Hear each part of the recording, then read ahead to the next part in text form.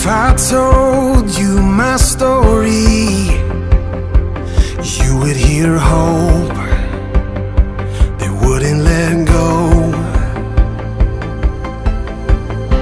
And if I told you my story, you would hear love that never gave up.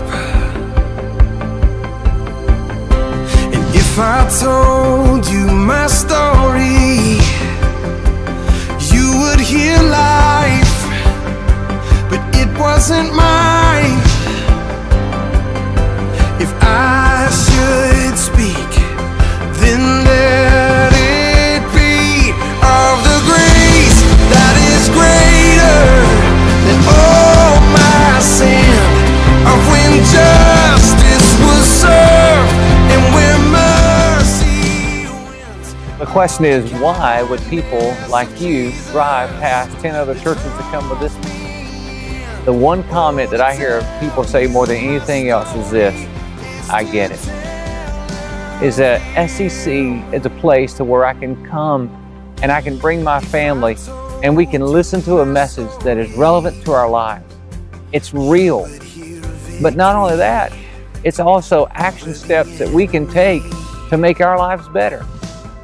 It is the biblical application put into practice every week that changes the lives of people here at SEC. And if I told you my story, you would hear life overcome the grave. I started with Pump It Up. I was driving down the street singing Pump It Up. I came in, and this is really the truth. When I came in, the people that was around serving, I said, these are the nicest people I ever met in my life. It was a feeling in the parking lot that was just unreal. I got on the phone, I called a couple of people. I say, you need to come down here. It wasn't even about the gas. I say, it's some nicest people you ever meet. It's down here, and they're giving away some cheap gas. And by the way, the people that I called, they are members right now. So I guess they got the same feeling. This church has truly changed our life as a couple, as parents, as friends, as employees. It really is truly an opportunity for a better life here. And the sermons that we hear from Pastor Jeff every Sunday are just absolutely relevant to everything in our life. We try to sit near a chair that has the tissues, because every Sunday is teary-eye Christy. So it's definitely a great place to be. I feel like it's a family. I mean, you know, I see people outside of this, and it's like, hey, how you doing? Hugs and stuff like that. I've never experienced that at any other church before. So this is a real friendly church. I mean, when you drive into the parking lot, the people out there are waving at you before you get out of your car. So, and then you've got people just greeting you at the door before you get to the door, once you get inside the door. And we appreciate that, and we like that very much. I love this church. I love the people in the church. I love the pastors, and it's just a great church, I think, and I enjoy being here and praising God and worshiping here and growing in my walk with God. As you can see, as we give this funds, it's going to help the mission of our church.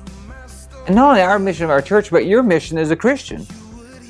We are put on this earth to make a difference. And you've heard me say many times before, if God only wanted to get you to heaven, He'd have me drown you at baptism. So here's what we're to do. We are to share God's message with the world.